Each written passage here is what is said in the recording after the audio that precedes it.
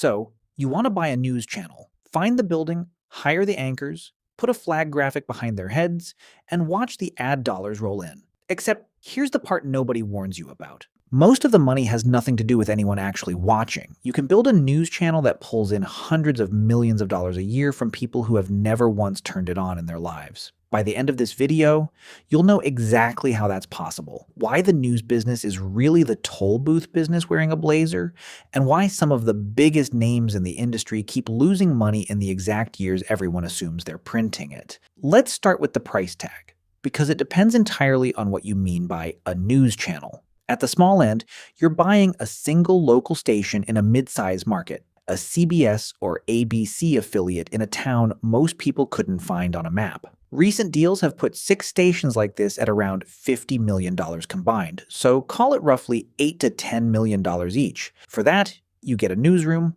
a handful of reporters, an antenna, and a broadcast license the government hands you almost for free because nobody's minting new spectrum anymore. That's not a figure of speech.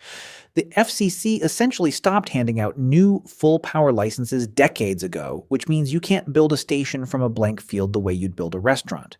You buy an existing license off somebody else, the same way you'd buy a taxi medallion in a city that stopped printing new ones. Step up a tier, and you're not buying one station. You're buying a group. In one recent deal, a media company picked up 10 stations from a rival group for $171 million. Across the whole industry that year, total station transactions ran past $6.9 billion, trading at an average of about 7.6 times annual cash flow. That's the mid-market. Real newsrooms, real local monopolies, real recurring money. Then there's the top of the food chain. In 2025, Nexstar agreed to buy Tegna outright for $6.2 billion in cash. The deal only worked because federal regulators agreed to waive a rule that had capped any single company from reaching more than 39% of American households, a cap that had stood for decades. Once that waiver came through, the combined company controlled more than 265 stations, reaching roughly 80% of every television household in the country. DirecTV sued the same day the deal closed, calling it a broadcast monopoly outright. They weren't wrong. That's exactly what it was engineered to be. Not every attempt at this scale succeeds. Back in 2017, Sinclair Broadcast Group agreed to buy Tribune Media for roughly $3.9 billion, a deal that would have made Sinclair almost as dominant then as Nexstar is now. Regulators accused Sinclair of structuring some of the station sales specifically to dodge the ownership cap, referred the whole deal to an internal hearing, and effectively killed it. Tribune walked away, sued Sinclair for blowing up the merger, and collected a $60 million settlement for its trouble. The lesson survives every era of this business. The ownership cap will occasionally bend for you, the way it just did for Nexstar. Push too obviously against it, and it can just as easily end your deal and cost you 9 figures instead of making you 9 figures. Now we get to the question that actually matters. Where does the money come from? Here's the part that breaks people's brains. A news channel is not primarily paid by advertisers based on how many people watch. It's paid by cable and satellite companies whether viewers exist or not. It's called a retransmission fee, or a carriage fee, depending on the type of channel, and it functions like an invisible toll booth built into a road you never agreed to drive on. Picture your own cable, or satellite bill. Buried somewhere inside it is a per-channel charge, often close to $3 a month, per subscriber, per station, that your provider pays the network for the right to put it on the lineup. You never chose to pay it channel by channel. It's baked directly into the bundle you signed up for. Multiply $3 by 70 million subscribers, and that's over $200 million a month, more than $2.5 billion a year, before a single 30-second ad airs, before a single person presses the power button on the remote. A channel could go dark for a year, air nothing but a test pattern, and most of that money would still land on schedule. This is why the origin story of modern cable news looks completely backwards. When Fox News launched in 1996, it didn't wait around to start collecting that toll. It paid cable systems up to $11 per subscriber out of its own pocket just to get carried on the lineup in the first place. It bought its way onto the toll road before it had any right to charge tolls. Once it was in, the direction of the money flipped permanently, and it never stopped collecting since.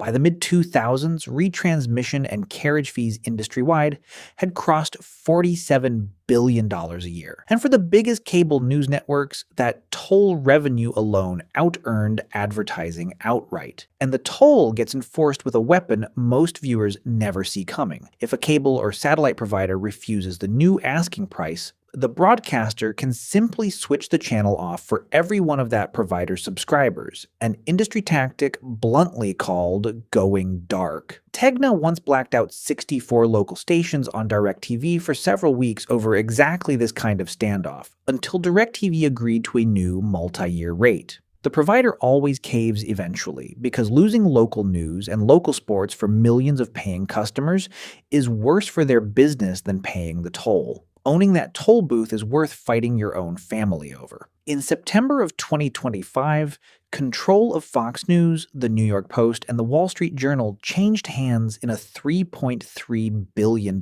deal, structured specifically to hand one branch of the Murdoch family control for the next 25 years. Nobody was fighting over who gets to run the newsroom. They were fighting over who gets to own the toll. Not every country lets you build this exact machine. In the United Kingdom, terrestrial news channels don't collect anything close to an American-style retransmission fee, so the entire toll booth model simply doesn't exist there the same way. In India, foreign investors are capped at just 26% ownership of any news channel. Precisely so, no outside toll collector can buy their way into domestic politics. The mechanism you're building only works inside very specific regulatory plumbing. And that plumbing is different in almost every country you'd want to operate in. Not everyone buying a news outlet is even trying to build this machine at all. In 2013, Jeff Bezos personally bought the Washington Post for $250 million. A rounding error next to his own fortune. A newspaper collects no retransmission fee from anybody.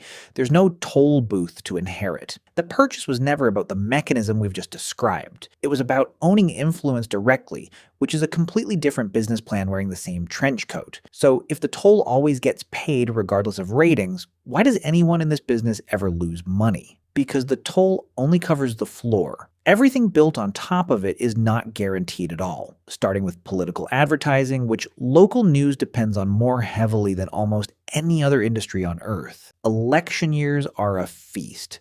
The years in between are a famine, and that rhythm used to be predictable enough to build an entire budget around. Then, in the first odd-numbered year after the last election, several of the largest publicly traded station groups reported not just smaller profits, but actual losses, the kind of number that used to only show up during a recession.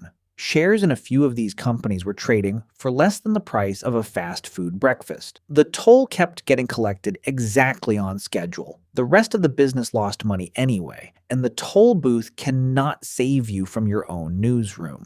In 2023, Fox News agreed to pay $787.5 million to settle a single defamation lawsuit brought by Dominion Voting Systems over false claims aired about its machines, one of the largest media defamation settlements in American history. The toll revenue didn't stop flowing for a single day during the entire case. It just meant almost $1 billion of that guaranteed money went straight out the door before the network ever touched it. Getting the model wrong from day one is just as fatal as getting sued. CNN launched a streaming service called CNN Plus with enormous fanfare, reportedly burned through $300 million building it, and shut it down in under a month because almost nobody signed up. Back in 2013, Al Jazeera spent roughly $500 million acquiring Current TV, mainly to buy the carriage slots and toll rights attached to it, launched Al Jazeera America, and still folded within 3 years because the audience never arrived to match the ambition. BuzzFeed News and Vice Media, two digital newsrooms backed by major media investors, both shut down within the same 2-year stretch. Proof that owning the distribution pipe is necessary, but on its own, it was never enough. If you survive long enough without any of that happening to you, you become something specific. Rupert Murdoch inherited a single newspaper in Adelaide, Australia in 1952. He spent the next 7 decades buying his way into toll booths on 3 continents, one newspaper, one station, one channel at a time, until the empire he built was still deciding who controls it 70 years later, in a multi-billion-dollar family trust fight playing out in 2025. That's the real ceiling on this business. It doesn't just make you rich. Run it long enough, and it outlives the argument over who gets to keep collecting. Time to pull it all together and answer the actual question. How much money do you make if you do this right? Option 1, a single local station in a mid-size market. Purchase price around $10 million, annual revenue between $4 and $6 million split between retransmission fees and local advertising. After staff, news production, and equipment, you clear somewhere around $1 million in a normal year, noticeably more in an election year, less the year right after. Payback lands around 8 to 10 years. Faster if a presidential race breaks your way. Option 2. A regional group of 10 to 15 stations. Purchase price in the $150 to $200 million range. Combined annual revenue near $100 million, mostly toll money, with advertising sitting on top as the volatile layer. Net profit lands around $25 to $30 million a year. Payback inside a decade, assuming you don't overpay chasing a bidding war, and assuming nobody in your newsroom says something that costs you 9 figures in a courtroom. Option 3, a national footprint, 200 plus stations, or a full cable news network reaching the entire country. Purchase price in the multi-billion-dollar range, the kind that requires regulators to waive rules written before some of your own employees were born. Annual revenue can run past $1 billion, the overwhelming majority of it locked-in toll money nobody had to be persuaded to pay. Net profit lands in the hundreds of millions annually. At that scale, you're no longer really in the news business. You're a utility that happens to have opinions, collecting a toll from people who will swear, under oath, that they've never once watched you. So if you do decide to buy a news channel, remember what the actual product was. It was never the news. It's a toll on a bill nobody reads, collected whether the television is on or off. Just make sure you're the one holding the toll booth and not the one still out there trying to convince people to watch.